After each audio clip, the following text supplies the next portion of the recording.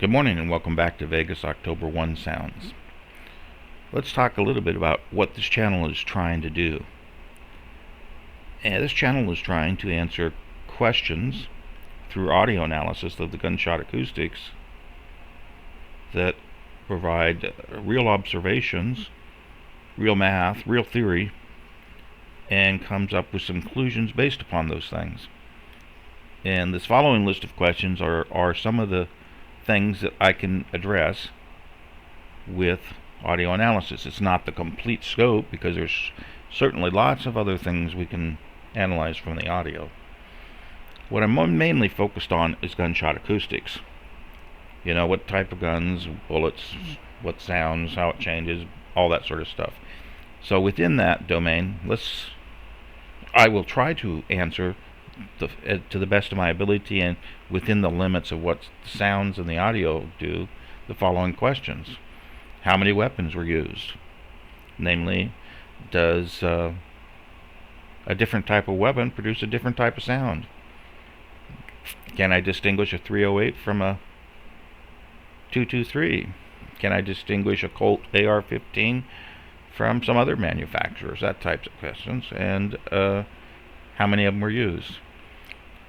I suspect that given we are using user-grade commercial recordings, which are notoriously poor acoustically for gunshot analysis, that the subtle distinctions between weapons of the same caliber and the same load on the ammunition will not be detectable.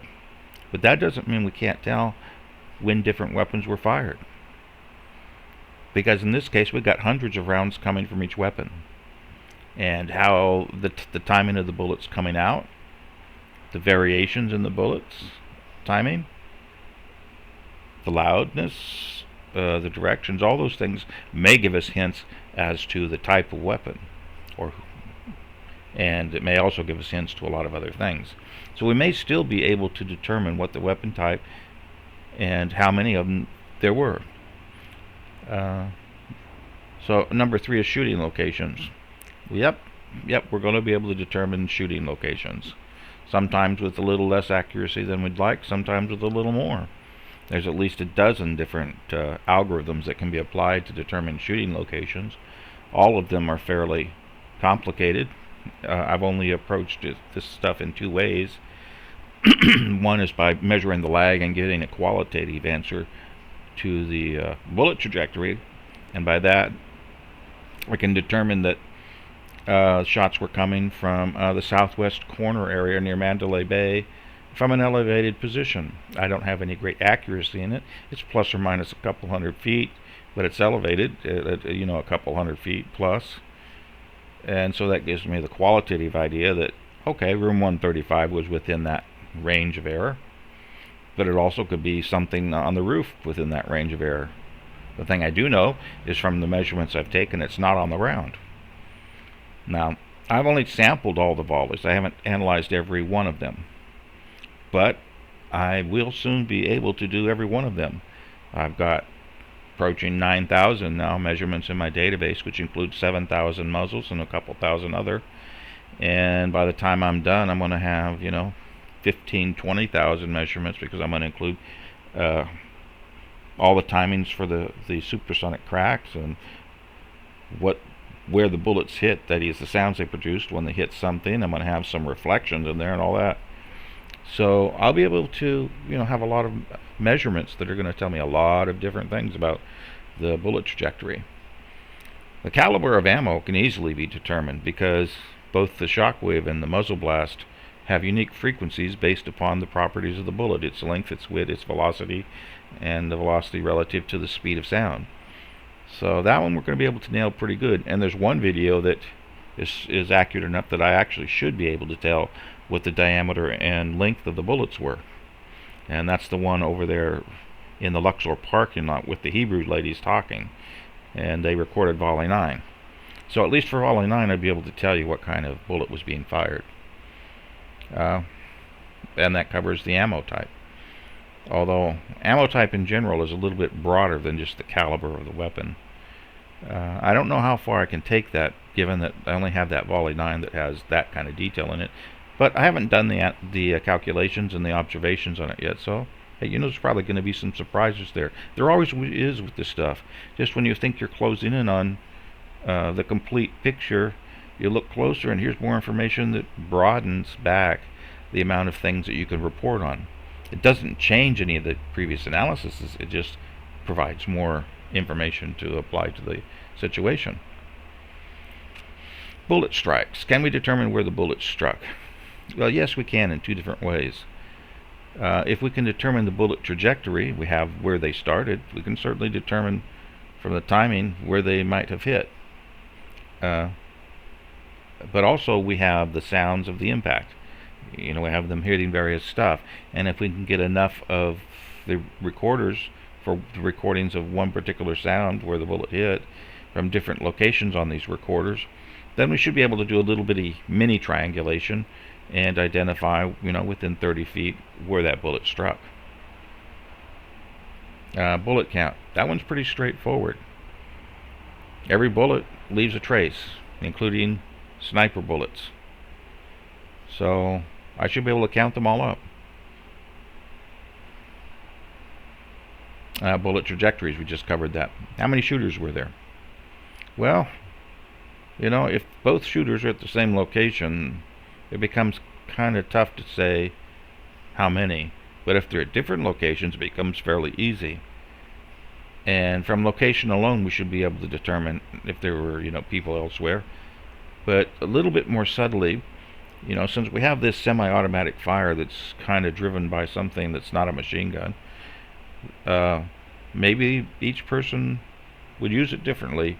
Or then again, maybe it was one person and he was just tired, but using a different type of weapon.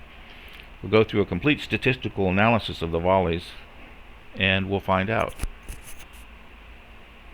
What are the targets of the rounds? Again, that's kind of a subcategory of bullet trajectory. If you have several bullets that land near a target, it could either be simply coincidence from the spray of the bullets, or it could be that somebody was focused on them. I did a video here just recently on the lag from volley 7. We measured the lag for every single shot in volley 7 from the perspective of Oasis Apartments, and there were actually 4 or 5 shots in there that had the same exact lag in a little bitty segment. And I suspect that those 4 rounds probably struck very near the same spot every time. Okay, how many shots did LVMP discharge in room 135? Already answered. Look at the video, there's 3 conclusively. No ifs, ands, or whats. Was there a suicide shot? That's a little tougher. We got a recording on the Varson video, but to date my analysis has not determined what that is. I've just started that analysis, and it is going to take some effort. But what I'll do is I'll take that and I'll compare that sound, which looks a lot like a door slam, against all the door slams, against all the other types of noises it can be, and through the process of elimination we'll determine whether or not that was if it was in the same time frame as what may have been a suicide shot, what the frequency of the bullet was, what the caliber of the bullet was, hopefully. I say hopefully because those cop cams aren't real good, and by the time the sound goes through 5 walls, it's a little tricky. I don't know why bullet count 13 is a duplicate. I guess I got sloppy. Timing of every volley. Yep, I'm going to measure every aspect of every volley down to the gnat's ass and report it. I'll report to you how many bullets were fired, the time between the bullets, how much the standard deviation between timings, the variance, the skewness, the kurtosis. I'll do the histogram plots. There's an unlimited number of things we can report on those, and if some of that information is useful to people, I'll provide it. And similarly, we'll do something in detail for every shot, because each shot individually has information about it that is independent of the volley itself. I mean, each bullet produces a frequency sound when it, does the muzzle blast and the shock wave. It also has reflections, so there's different timings there for every shot.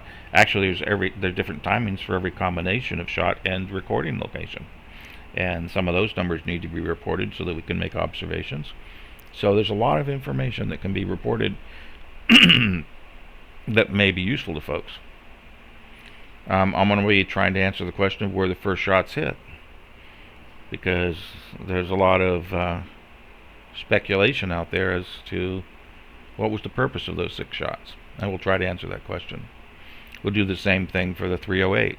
Those are supposedly hit the target tank areas, but I have information that says maybe not. I think maybe one of them hit a fence post over near the VIP area, and if that's true, it's kind of hard to explain how a guy aiming at the tanks would have a stray bullet going off by 30 degrees. Okay, we probably can come up with a reasonable pattern for the beat zone for every volley. Once you determine the trajectory of the bullets, you can lay that out on a 3-dimensional map. The starting position, the only thing that's left is the initial velocity, and then you can simply do a calculation with 3D computational models. You can plug in the vector for the barrel. You can plug in the speed of the bullet. You can make some real estimations about the caliber of the bullet, the wind, and all that, and then you can just compute out the exact trajectory that it would have taken. And I'll show that on a visual diagram. I'll show you where the bullets would have hit. I'll show you if the bullets can go over the top of the VIP area and hit the top of the food court truck, which is a very outstanding question these days, because we believe that bullets hit the top of the food truck behind the VIP section on the east side, and I should be able to determine that. There's going to take some programming to do that, and that's going to be some months down the road, I think. Were there shots after midnight? We got 2 or 3 recordings now of what sounds like automatic weapon fire, and it's after midnight. But is it really? I'm going to put that under the microscope and tell you whether or not I believe it's gunfire, or whether or not it's sound produced by something else, and hopefully identify that sound if that's what it leads me to. Were there snipers? A lot of people like to believe that after you've eliminated the possibility of the helicopters, after you've eliminated the possibilities of multiple shooters and whatnot, then, well, there still could have been snipers. As I just explained in a previous video, subsonic muzzled shots, or silent shots, leave a trace. And I've got my eyes peeled wide open for those. Okay, was there subsonic ammo used? If there was, and any of it got recorded, I will let you know, because it's a very distinct signal, different from the regular gunshot sounds. Were silencers used? Same thing. If I find a signal that looks like it's subsonic and there's no corresponding muzzle blast, then a silencer was used. In fact, that question may come in when we do an analysis of the 308, because there most certainly are recordings of those 308 shots with a supersonic crack, so they aren't subsonic, but they have no muzzle. And the question becomes, did the muzzle wave get hidden behind noise, or is it not there from the beginning? So it's a good question.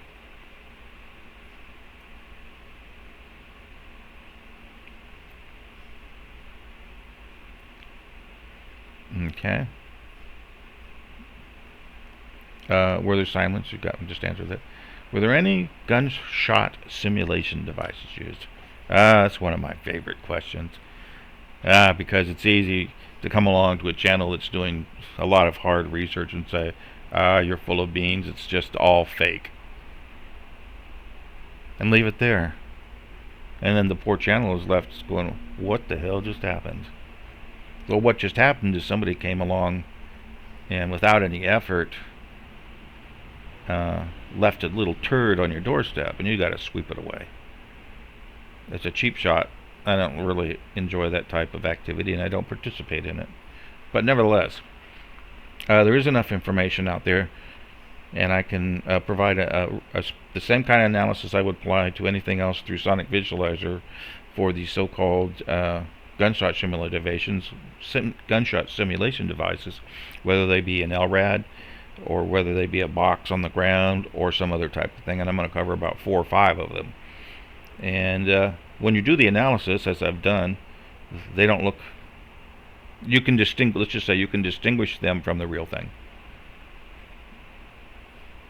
Some of them are a joke, some of them are real good, but you can still distinguish them. Were there overlapping talking guns recorded? I did the analysis on Volley 7 recently, and I provided it in a tape, and my conclusion is that volley and those recordings are not overlapping talking guns. And I think I did a pretty good job of explaining it there, but that's the type of questions we can answer from audio analysis. And again, if there were sniper shots buried amongst the volleys, I haven't seen them yet, but I'm going to be keeping a very careful eye out for them. At what locations were soft body targets hit? When a bullet strikes a target that's composed of lots of water, it has a very unique response and a very unique frequency and a very unique sound. Now, it's harder for me to tell the difference between a watermelon and a body, but there's a lot of soft body sounds in the Vegas recordings, and I'll be marking them for observation, and I'll provide some diagrams of them, and ultimately I'll provide a map of where I hear those sounds. Same is true for hard bodies. You know, hitting wood is different, a little bit different than hitting a soft body. It's a lot different. Hitting a metal post is way different sound than, you know, either wood or a soft body. Going through a piece of tin is way different than, you know, any of the other things. And so each type of substance that a bullet hits produces a different signature. A couple types of things can't be distinguished, but a lot of them can, and we'll be going through those. Were any recordings doctored? Well, you should always ask that up front when you're using something as for observation. Then that's a whole field into itself, audio and video authentication for authenticity. I don't really think that we have enough time to cover that subject, but we can provide a few simple tests to the videos that we look at, so that we aren't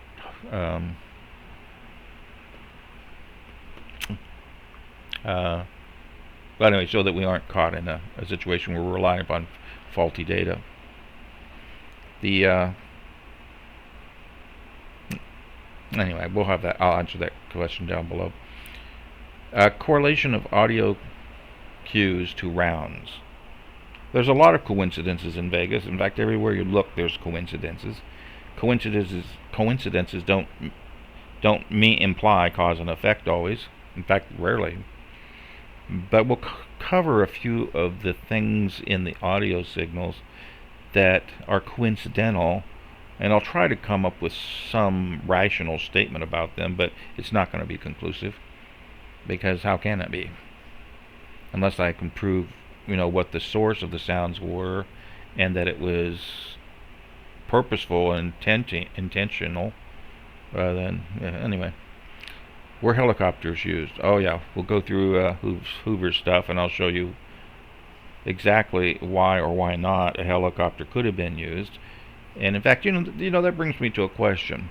Hoover's got all these images of helicopters with the little bitty flashing lights. You know, the first thing I'd have done is take all those and plot them out on a map, when they occurred, where they were, and the precise time at which I saw those flashes. And then I'd compare that to the global shots being fired, and if the flashes occurred during the volleys, I'd have a much stronger case than just putting up video after video after video of flashes in the sky. And I'm a little curious as to why he didn't.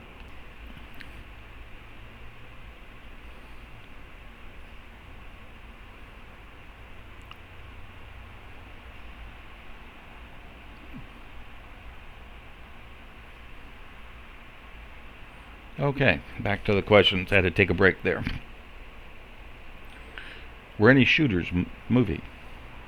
Well, actually, it's a little bit bigger question than that. Were the recorders or the shooters moving? Every time a shooter moves, or a recorder moves, it changes the distance between them. And since sound is propagating at a fairly constant velocity, then the time of arrival of the sound from the bullets changes. And that's pretty easy to measure. So it's fairly conclusive whether or not somebody's walking along or whether the shooter is moving. And we can determine that in many of these videos the recorders were stationary, and therefore if there's any movement in the shooter, it'll become obvious. And there's a lot of things you can tell in that similar fashion from looking at the timing of the arrival of these sounds at the audio. In fact, many sniper location systems and things like ShotSpotter rely upon that very principle. So we're taking a look at that. Here's a question that seems to have a lot of interest. How did the bullet strike the food truck? Because the food truck's behind the VIP.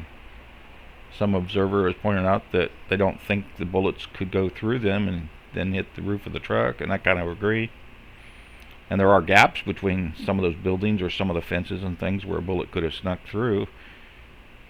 But how could they have flown over the VIP and onto the truck? Well, my first immediate response is, hey, bullets don't travel in straight lines, and you can control their trajectory. You can change it from a parabola to a semi-parabola. You can change it from straight into the dirt, where it's a straight line, to 45-degree angle looking up for the maximum range. But anyway, bullets go up and they come down, and if you can change the angle of the gun, you can hit just about anything, whether it's visible or not.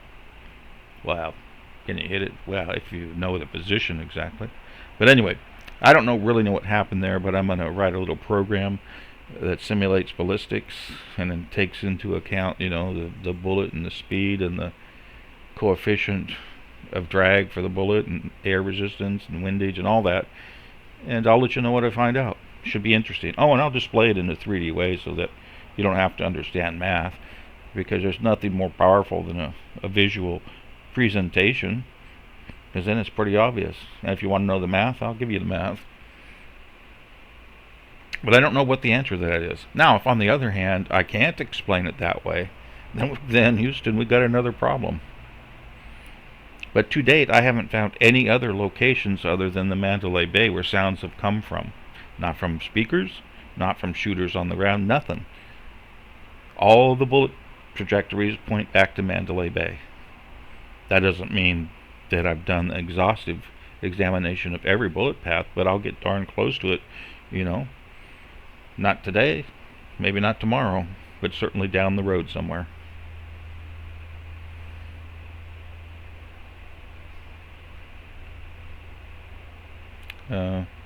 With this one's very important to people who were there that last night, because what they heard oftentimes doesn't make any sense. A lot of people reported that the sounds, the snipers were following them around and shooting. And once you understand the physics and geometry of gunshot acoustics, you can say, yeah, the sound does follow you around. Because if you're near a bullet anywhere, no matter where you run, you hear the sonic shock wave.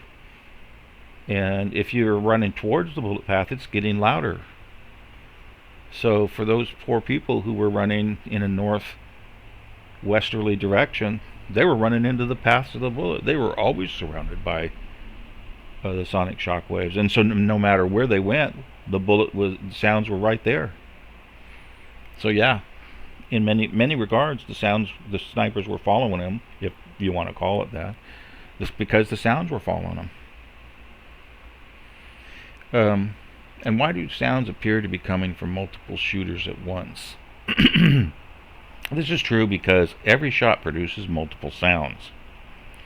And a shot which is at long distance and where the person is close to the bullet trajectory, they'll first hear a shock wave, which is produced by the bullet that's close by, and it'll be loud, and you'll hear that, and you'll turn towards where the bullet sound came from, which is the trajectory of the bullet. And that's not the direction from whence the shot came. And then, up to, maybe even up to a second later, you'll hear this other sound, which is a boom, and you'll turn back to look where that came from, and that'll point you directly to the shooter. So you hear two sounds. One comes from one place, looks to come from one place, which it does, and then the other one comes from somewhere else, and they're not even remotely in the same direction. In reality, if you're there on that venue last night in the middle of it, and there's a time of arrival difference of about 0.4 to 0.5 seconds, you're going to hear the supersonic crack of the bullet fly by, and you're going to instinctively turn towards the Luxor, because if you're on the left side of the bullet, then the sound comes from the right, and on the right is the Luxor. And then when you hear the boom, you're going to turn back towards the Mandalay, because that's where the boom comes from, because line of sight for muzzle blast is pretty much the dominant feature of the muzzle blast. But for those supersonic cracks, they come from the bullet. Now that's a very, very important thing. And I've seen Hoover on a couple of different occasions say, "Oh, look, the shooters were above the Luxor." Well, that's a crock of shit. And he said they were above the Luxor because he's pointing to where everybody's looking.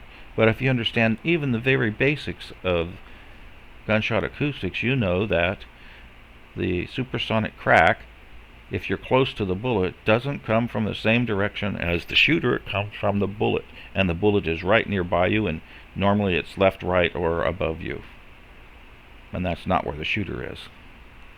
So that's the nature of the thing that the audio can provide us.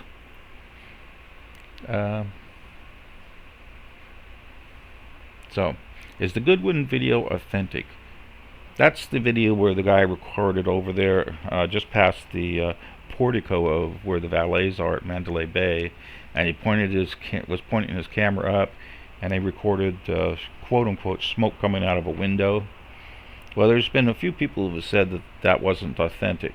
I've listened to it once and looked at it a couple times. It records, the volleys, and the volleys look and have the same incorrect timing in terms of shot to shot. But I'm going to have to nail it down in terms of absolute time, and I'm also going to look at in detail the recording itself to determine if it is a composite or a fake. And I'll let you know when I find out that answer. What was the cyclic rate of fire? What's the RPM of these bullets? How many rounds per minute can they fire? Every volley is different, and that difference, along with how different per round it is the subject matter of a whole paper I did. In other words, can you tell what type of weapon was being fired based strictly on the cyclic rate of fire and the variance of those? And the answer is sometimes yes, sometimes no. You can pretty much always tell if a 240 series was used, and they weren't. But sometimes you can't. You can always tell if a slow dog 200 round per minute bump fire was used, because that's just so unique and the variance is so big. That's prominent in volley 10. There's very little possibility of an actual machine gun being used in that volley.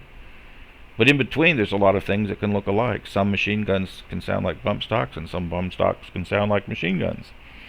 And it's hard to tell apart, and you'd need further information. So cyclic rate of fire and variance alone is not enough. You can get close, you can get about 85% correct, but you can't get all the way.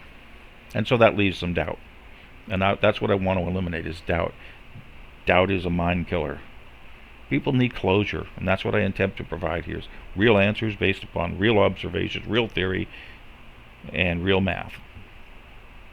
I'm avoiding all speculation whenever possible.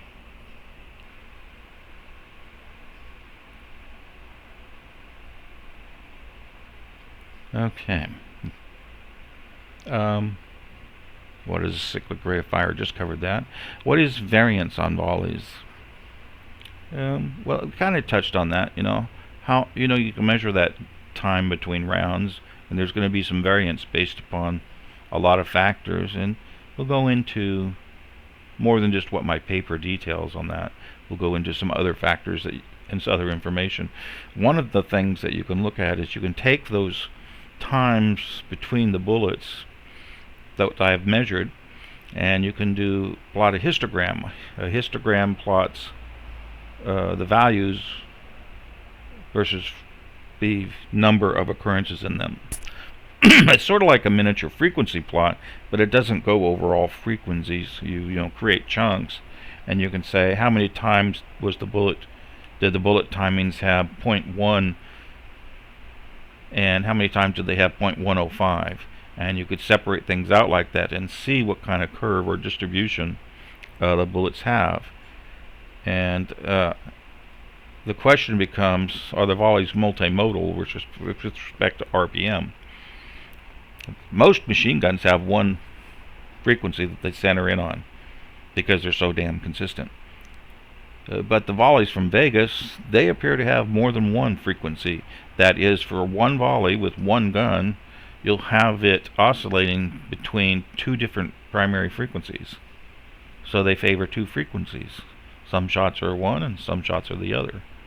And that gives you some information about what's going on. We already covered approximate machine guns. What are the dominant frequencies for each caliber of round fired? Well, as the bullet diameter shrinks, the frequencies that both the shock wave that the shock wave produces go up. Larger calibers, it goes down. So, what are the dominant frequencies for those calibers as measured from the Vegas recordings? Something very similar happens with the shock wave, because a larger bullet in diameter, creates a larger disturbance in the air. It compresses more gases up front. The frequency of that shock wave, therefore, has a different signature than the frequency for a smaller caliber. The question is it enough to tell the difference? And that'll be answered. Okay, what are the dominant N-wave characteristics for each caliber of round fired?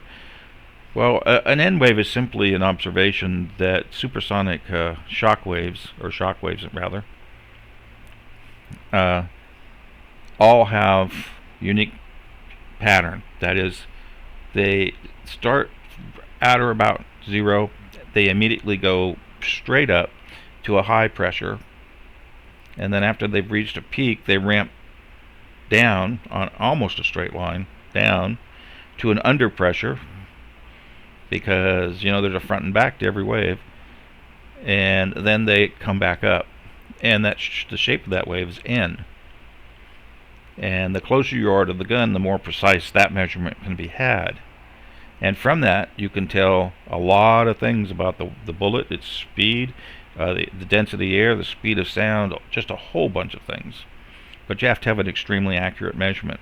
And most commercial audio grade or consumer grade audio recorders don't have that accuracy. But we have one that's pretty darn good. Now, it's not an N wave, it's a relaxed N wave, which we call an S, because the further you get away from the gun itself, the less the wave looks like an N, and the more it looks like a sideways S. But there's a lot of timings that we can measure, and let's see if there's any real information that can be provided. Number 45, we kind of answered already. Yes, the differentiate, every time you move somebody, it records a different time of arrival. And the rule of thumb is that sound travels at about 1,000 feet per second. So for every foot of movement away or between 2 points, the time of arrival is going to change by a millisecond or a 1,000th of a second. So if you take a recording and you see that one time it takes 10 milliseconds and the next time it takes 13, then there's probably about a 3-foot difference. Okay. How much recoding was done on cop cam, cell phones, etc.? Recoding refers to the phenomena that every time you change the format on the audio, an algorithm is used to change that format, and in that algorithm, it changes the nature of the sound itself. Some processes have a cutoff frequency, i.e. a maximum frequency that is different than others. And so if you have an audio that's gone through two different recoding processes, you may see both cutoffs, particularly if one's higher and it was done first and then the lower one was done second, or excuse me, vice versa. You'll see a lot of background. You'll see these little flat lines run straight across showing you where the cutoff frequency is. And there's a lot of processes during the recoding that are also artifacts of the coding that can be seen when you do a frequency analysis. And so we'll look at that, and we'll look at what it means. For example, the Corey Langdon tape. It's a similar process. This isn't recoding, but it's a similar process.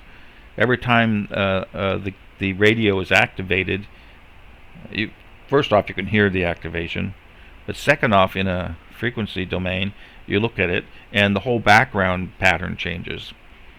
It went from this one pattern during the recording of the voices, and then the radio comes on, and you can hear additional voices, but all the background noise, the TV noise as I call it, because it's all these little specks that don't mean a whole lot, but it changes. And so you can immediately tell that there's a different audio stream with a different microphone and a different encoding of it. And the same is true with the cop cams, only it's not so clear, but it is there. Cop cams have two audio streams that they're recording. One is whatever's right around the cop cam itself, and the other is the chatter from the noise of the radio. And each one has a unique signature, and they're merged together from the cop cams into one audio. So separating out the two is kind of interesting, and we'll go into that. And you can do a lot of things there that can tell you a lot about the situation. And anyway, that's the nature of the questions that I'm asking, and the nature of the answers that I'm going to provide. And I'm going to show you the measurements, I'm going to show you the theory, I'm going to show you the observations, I'm going to show you how I got from the observations to the conclusions and why. And it's full transparency. No other channel is providing this type of stuff. At best, they'll come up and say, oh yeah, I ran this through a multilateration algorithm and it came up with the location is there, and they'll show you a graph. That's good. That's really good. But how do you know what they really did? You don't get any true understanding of that unless you go off and research it yourself. And so it leaves a little bit of doubt. Are they really doing the work, or are they just pulling my leg? And I hope to eliminate that process. I hope to provide closure, because we need something in this whole investigative process as a foundation that we can rely on, because almost every video being produced today is creating more doubt than it's providing answers. In fact, most of them don't provide any answers at all. Yeah, there's some people who do provide some answers, but channels are so stagnant in their views now that a lot of times even the real answers aren't enough. And I hope to overcome that by providing everything. And it'll only be the most stubborn of people who look at this work that I'm doing and saying that, bullshit. You know? When somebody lays a bill out in front of you that shows precisely what things you bought and when, it's hard to argue with, unless you want to just claim that you weren't the person who bought the bill, and then they can go get the video camera and show that you were there. And so that's the nature of thing I'm doing. I've got the video camera, I've got the bill, and you can make the inference yourself. And I'll show you the theory and provide you a reference to the tools necessary to do it. There's not going to be any darkness here. There's not going to be any tomfoolery, because tomfoolery leads to doubt, and doubt kills the mind. And that's what's happening with the Vegas community, and that's pretty much the reason I came on the scene in the time that I did. I have a very good understanding of gunshot acoustics. I've done plenty of measurements, and I've reached some conclusions, and I'll share them with you. And this document outlines the questions that I intend to answer. Anyway, And that's Vegas, October 1 sounds for this bright, cheerful morning. We'll catch you in the next one.